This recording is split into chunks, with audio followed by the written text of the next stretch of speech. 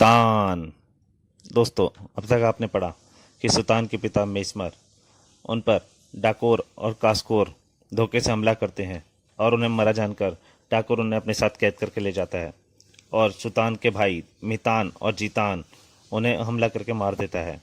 सिर्फ सुल्तान बचता है, जो बदले में गुस्से में भागता है। वो देख लेता है कि उसके भाई को किस तरह से डाकोर ने मारा था, और जब भाग रहा होता है तो उन्हें एक उसके गुरु मिलते हैं, मेस्मर्ज के गुरु, अपने पिताजी के गुरु। नाम होता है पासे गुरु। अब उससे आगे अवचेतन मन की शक्ति अपार है और गति निर्बाध है।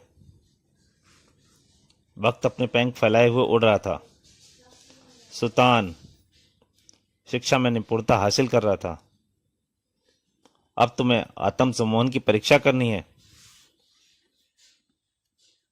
और 15 वर्ष बाद, पुत्र, आज तुम इस काबिल हो चुके हो कि डाकोर से बदला ले सको। तो मुझे आज्ञा दीजिए गुरुवर, मैं डाकोर और कास्कोर को उसकी करनी की सजा देने जाऊंगा। पासे गुरु ने एक रहस्य धारण किया। पुत्र सुल्तान, अब डाकोर हिपना ग्रह पर नहीं है, तो फिर कहाँ है वह शैतान? वह महान खजूरा के निमंत्रण पर तिलस्मी ओलंपाक में भेजा जा चुका है, और वहीं है तुम्हारे पिता मेस्मर भी। तो आप मुझे वहां भेज दें। मानसिक शक्ति से यह संभव है? बेशक, किंतु तुम्हें वहां नहीं, पृथ्वीलोक भेजूंगा। वहां तिलस्मी ओलंपाक का रास्ता तुम्हें खुद बनाना होगा। ठीक है गुरुवर, आप ऐसा ही करें।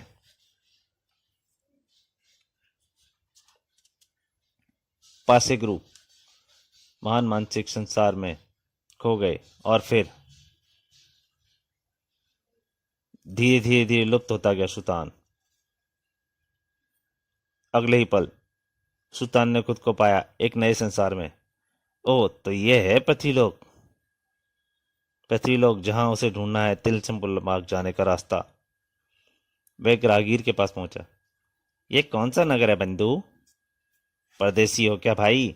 ये विकास नगर मस्त कलंदर राजा विकास मोहन का राज है यहाँ। बंधु, मैं जादूगर हूँ। क्या इस नगर में मुझे कोई काम मिल सकता है? हा हा हा। जादूगर हो भैया? तो जादूगर भी कोई काम मांगते हैं कदम भला। उस राहगीर से सब कुछ जानकारी लेकर सुल्तान आगे बढ़ चला। एक मेले में मुझकर उसके कदम थमे। जादूगर जमाल पाशा, हाय हाय। जादूगर जमाल पाशा, बाहर आओ। क्या चक्कर है यहाँ पर? हमारे पैसे वापस करो। चक्कर जानने के लिए वह शामियाने में प्रविष्ट हो गया। क्या बात है चाचा? बाहर लोगों की भीड़ चिल्ला रही है, आप यहाँ सिर पर हाथ धरे बैठे हैं। क्या बताऊं बेटा, मेरी जादू की छड़ी, जिसके जादू के जोर से मैं अंगारों पर चलने का जादू दिखाता था, वह छड़ी गायब हो गई है। अब तुम ही बताओ, उस छड़ी के बिना अगर मैं अंगारों पर चला तो जल नहीं जाऊंगा क्या? मारो, डालो, मार डालो, चोर है जादूगर। वह कह तो तुम ठीक रहे हो, किंतु अब इस भीड़ का क्या करोगे? बहुत बड़ी समस्या थी वह, जिसे सुलझाया सुल्तान ने। मैं करूंगा यह काम। मैं चलूंगा अंगारों पर। नहीं, तुम पागल हो क्या? किंतु जमाल पाशा कैसे समझा रहा था सम्मोहिनी विद्या के महान जादूगर को। सुल्तान अंगारों पर चलने लगा। आत्म सम्मोहन से मोह निद्रा की अवस्था में आने के बाद दर्द का एहसास नहीं होता। वाह वाह, अद्भुत। अंगारों पर चलने के बाद सुल्तान उछला कांटों के पलंग पर और लेट गया। मैं चाहूं तो पूरी भीड़ को सम्मोहित करके खुद एक तरफ खड़े होकर भी इन्हें ऐसा महसूस करा सकता हूँ कि जैसे मैं कांटों के फर्श पर ही बैठा हूँ। किंतु मेरे लिए यह कार्य भी असंभव नहीं है, आसान है। उफ, बिना किसी जादुई छड़ी की यह सब कैसे कर रहा है? यह तो मुझसे भी बड़ा जादूगर हुआ। ऐसा अद्भुत खेल विकासनगर की जनता ने पहले कभी नहीं देखा था। खेल खत्म हुआ। वाह भाई वाह, क्या खेल दिखाया। तबीयत प्रसन्न हो गई। जादूगर जमाल पाशा लपक कर पहुंचा सुल्तान के पास। बेटा, तूने आज इस बूढ़े को बचा लिया, इज्जत रख ली आज मेरी तूने। यही मेरा फर्ज था चाचा। जादूगर जमाल पाशा की खुशी का ठिकाना न था। कौन हो तुम पुत्र, और किस नगर के हो बताओ। मैं सुल्तान पुत्र मेस्मर हिपना गृहवासी हूँ। और फिर सुल्तान जमाल पाशा को सारी कथा सुनाता चला गया। सुनकर तुरंत बोला जमाल पाशा, तिलस्मी उलम पाक, ओह बेटा, तुम बिल्कुल सही जगह पर सही वक्त पर पहुंचे हो। कैसे चाचा? यहाँ के राजा विकास मोहन ने मित्र महाबली फुचांग जो कुछ चुने हुए लोगों को तिलस्मी उलम पाक भेजने वाले हैं। सच चाचा? खुशी चमक उठा शैतान के चेहरे पर, सुल्तान के चेहरे पर। हाँ सच, और कल ही वह विकासनगर क्रीड़ा स्थल पर तिलस्मी उलम पाक भेजने के लिए सर्वश्रेष्ठ युवाओं का चयन करने वाले हैं। मैं वहां जरूर चाहूंगा चाचा, उसे मेरा चयन करना ही होगा। दोनों को यह अत्यंत खुशी थी कि एक दूसरे काम आए। अगले दिन विकासनगर क्रीड़ा स्थल पर सुल्तान का तिलस्म ओलंपिक जाने के लिए चयन हो गया। चाचा मैं बहुत खुश हूँ। बेटा जब भी वापस आओ अपने चाचा से जरूर मिलना। फिर विजेताओं को भेज दिया गया तिलस्म ओलंपिक। विकासनगर क्रीड़ा स्थल में हुए विजेताओं के चयन की शानदार दास्तान की जानने के लिए पढ़ें भोकाल सीरीज की कॉमिक्स खौफनाक खेल। दोस्तों अगर ये कॉमिक अच्छी लग रही हो, अगर आपको अच्छी नहीं लगे तो लाइक मत कीजिए सर, लेकिन अगर आपको अच्छी लगे तो मेरी आपसे एक ही प्रार्थना है कि लाइक ज़रूर कीजिए और शेयर ज़रूर कीजिए और चैनल को सब्सक्राइब ज़रूर कीजिए। तो दोस्तों कहानी जा रही है। भोकाल श्वेतावती क्रूर को अपनी कहानी सुनाने के बाद सुल्तान चुप हो गया। सुल्तान मुझे पूरा विश्वास है कि तुम्हारे पिता तुम्हें ज़रूर मिलेंगे। हाँ दोस्त, उस शैतान डाकोर से जल्दी हमारे सामना होगा।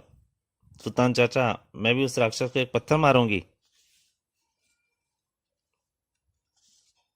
दूरदर्शन दर्पण पर सुल्तान की मार्मिक कहानी सुनने के बाद पृथ्वी के राजाओं में सुल्तान के प्रति सहानुभूति की लहर दौड़ गई। उफ, यह खुद इतना दुखी है और हमें कैसे हंसाता रहता है। यह था गंजागढ़ का राजा टकला कपाल। परेशानी यह है कि शक्ल से कभी इतना दुखी नहीं दिखता। यह था सूरतगढ़ का राजा परेशान लाली सिंह।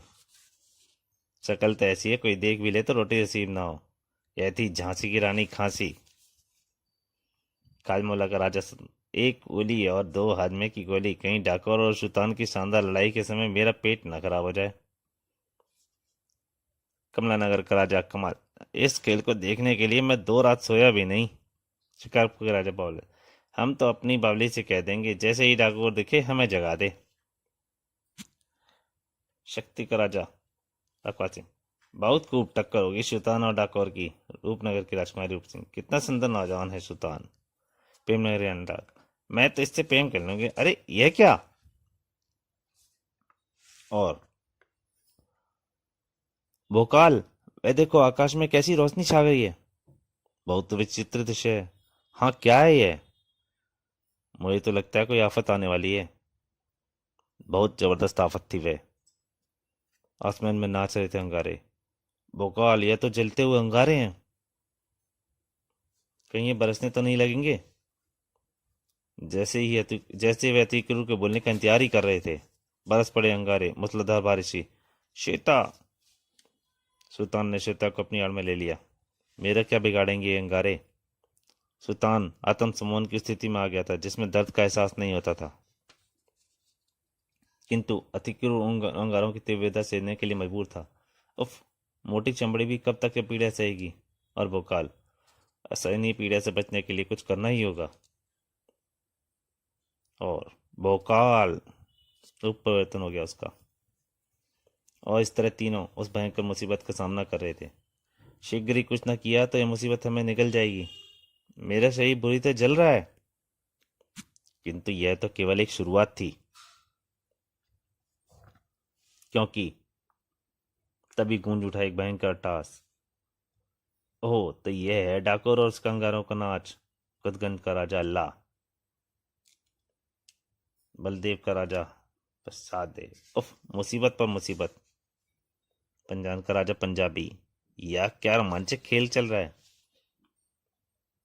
क्या मुसीबत है? कौन है ये? डाकोर मेरा दुश्मन। खेतगढ़ का राजा तहा सिंह। ये राक्षस इनकी गोभी खोद देगा।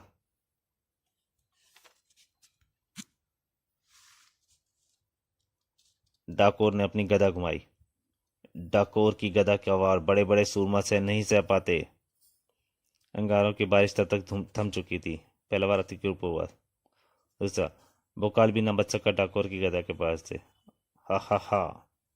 और भोकाल अंगारे डांटने पर बेहोश हो गया। उफ। भोकाल आगे बढ़ा किंतु चीख उठा सुल्तान। नहीं भोकाल नहीं, यह मेरा शिकार है, तुम पीछे हट जाओ। भोकाल पीछे हट गया। सुल्तान ने श्वेता को भोकाल के सुरक्षित हाथों में सौंप दिया। तुम इसे संभालो भोकाल, और सुल्तान की समोहिनी कला का अद्भुत दृश्य देखो। सुल्तान का हाथ ऊपर आया। जय गुबा गोबला।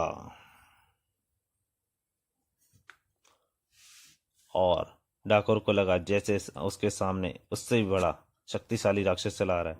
हाय, ये पचालू कहां से आ गया? आहा हा हा हा।